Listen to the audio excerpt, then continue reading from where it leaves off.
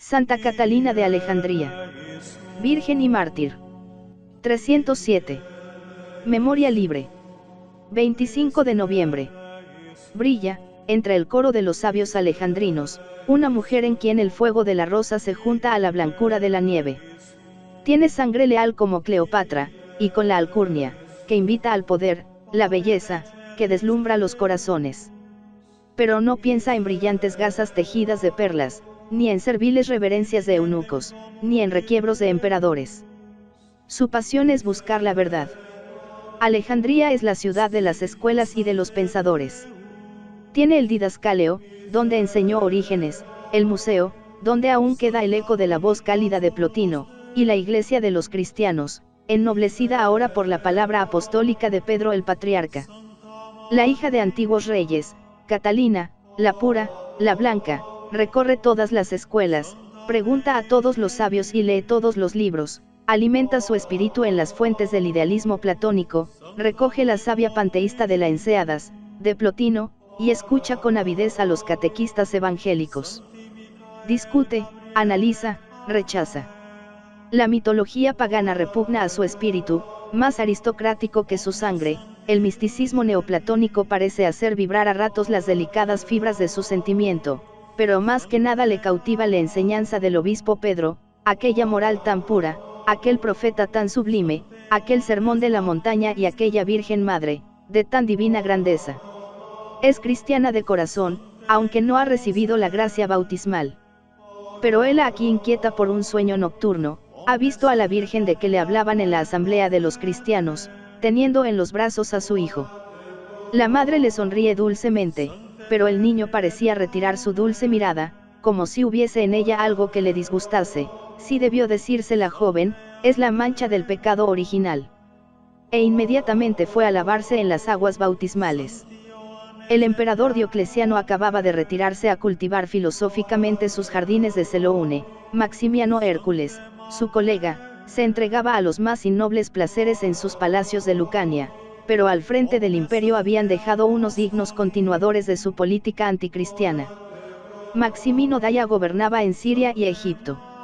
Era un hombre semibárbaro, una fiera salvaje del Danubio, que habían soltado en las cultas ciudades del Oriente. El mundo dice lactancia era para este César un Santa Catalina de Alejandría, virgen y mártir juguete. El carácter de su persecución se distingue por los ultrajes hechos a las mujeres. Cuantas habían tenido la desgracia de agradarle, eran arrancadas a sus maridos y a sus padres para aumentar su serrallo. Por donde quiera que pasaba iba sembrando la vergüenza y la desolación. En Alejandría sus atentados fueron horribles e innumerables, las más nobles matronas, deshonradas por él.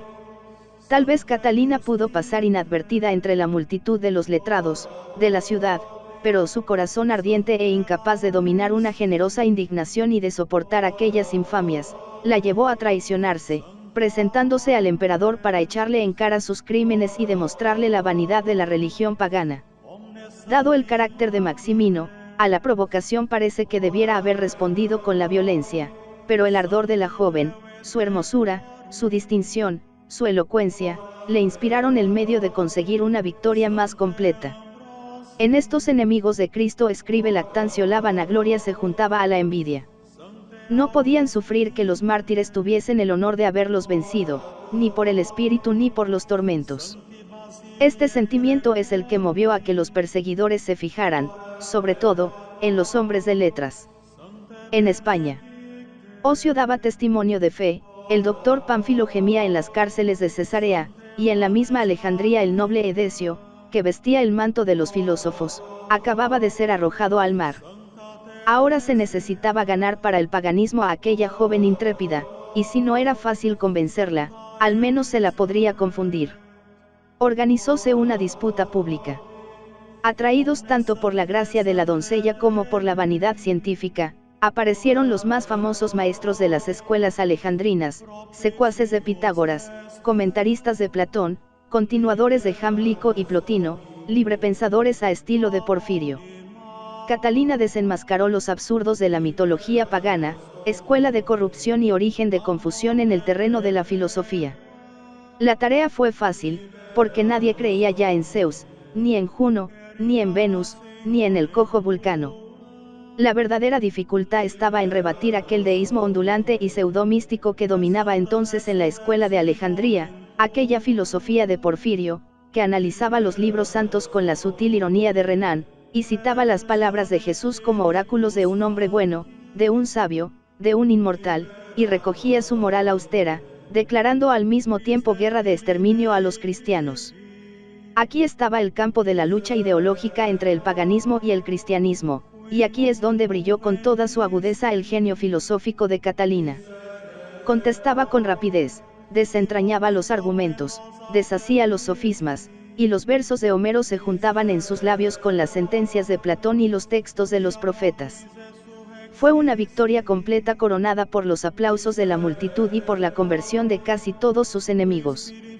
Y vino después la victoria de la sangre, promesas halagadoras, azotes sangrientos, y aquella rueda armada de cuchillos, aquel complicado artilugio que debía desgarrar su cuerpo, y que se hace pedazos al contacto de su carne virginal, y, finalmente, la muerte por la espada, que hace brotar la sangre inocente, más elocuente aún que su palabra.